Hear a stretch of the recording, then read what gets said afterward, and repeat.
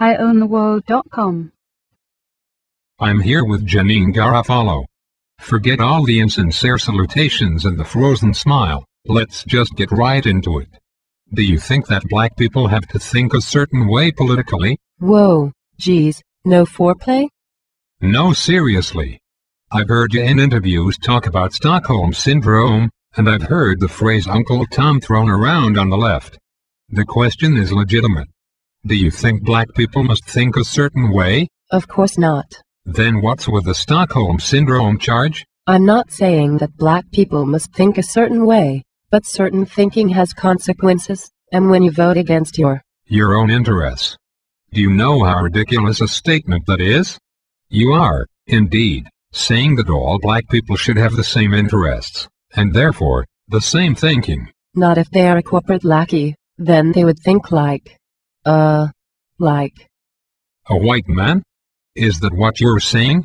Blacks don't belong in the corporate world then? I didn't say that.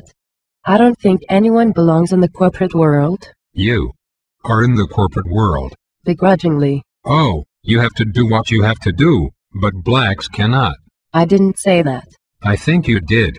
Let's move on. Let's play a clip of you on Keith Olbermann's show. This is about hating a black man in the White House. This is racism straight up. That is nothing but a bunch of tea-bagging rednecks. The limbic brain inside a right-winger or Republican or conservative or your average white power activist. The limbic brain is much larger in their head space than in a reasonable person, and it's pushing against the frontal lobe. So their synapses are misfiring. This is it's almost pathological or elevated to a philosophy or a lifestyle. Yeah. And again, this is about racism. It could be any issue, any port in a storm. These guys hate that a black guy is in the White House. Yeah. But these people, all white, for the most part, unless there's some people with Stockholm Syndrome. Right. I didn't know there were so many racists left. I didn't know that. You know, because as I said, the Republican hyphen, the conservative movement has now crystallized into the white power movement. Fascinating. Is the Tea Party racist? Of course. A bunch of tea-bagging racist rednecks. Why ask? I asked because I want to know what your evidence is. There are overt examples. Go to any teabagger rally and you'll see many posters that are overt. But mostly it's just code. I know the code. Like what? Uncle Tom.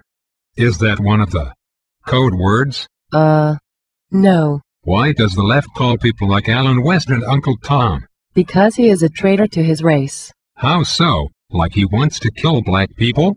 He hates black people? In a way, yes. His policies are against black people's interests. All black people? No, because there are many traitors. How can you be a traitor to something that you've never been a part of? Never been a part of. He's black. That's his skin color.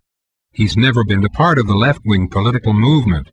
By calling him a traitor, you are saying that he was shackled to a particular ideology at birth. He should be. Really? If he was smart. So he's an ignorant black man? You said that. So the left's position is that if a black guy strays from their political point of view, they get called names by the left, hurtful names, and you're calling them this because he is black, but that isn't racist. But if the right calls a leftist black guy names, and not because he is black, but because he is a leftist, that is racism? You do realize the right has no expectations as to how a black must think at birth. That's a left-wing thing. This interview is over. I'm going now. Yeah, see you around. By the way, you ruined my lunch because you smell. That is all for this week. I am Dana Rather, reminding you that our borders will close the day the voting booths open.